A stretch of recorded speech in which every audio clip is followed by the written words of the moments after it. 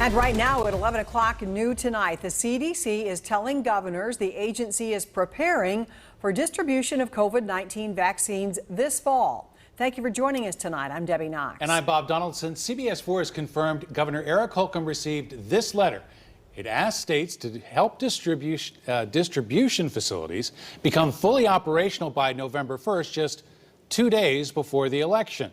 CBS 4's Kelly Rinke joins us from the newsroom now with the questions health experts are asking about this plan tonight. Bob Kelly? and Debbie, we just found out about this letter earlier this afternoon, so there's not much publicly known right now about how this will all play out in Indiana. Even if a safe vaccine is available this fall, some believe we still have a long way to go.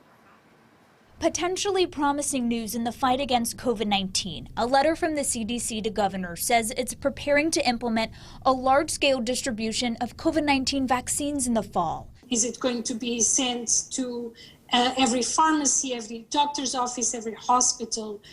What is the stage of administration of this vaccine? These are the questions Assistant Professor Anna Bento is asking. She's been researching COVID-19 transmission since January. The sooner there's a vaccine available, the sooner there's a hope for a more robust control strategy for COVID-19. The letter says the CDC has contracted with McKesson to distribute vaccines to health departments and doctor offices.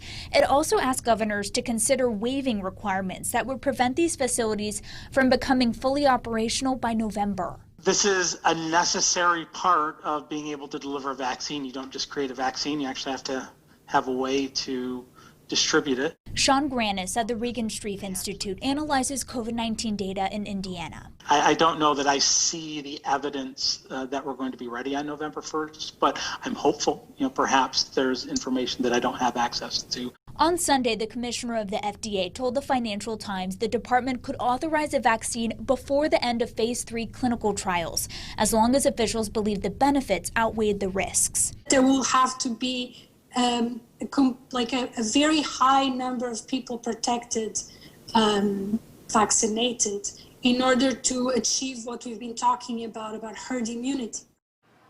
And according to this letter, the distribution program could potentially involve hundreds of millions of vaccine doses.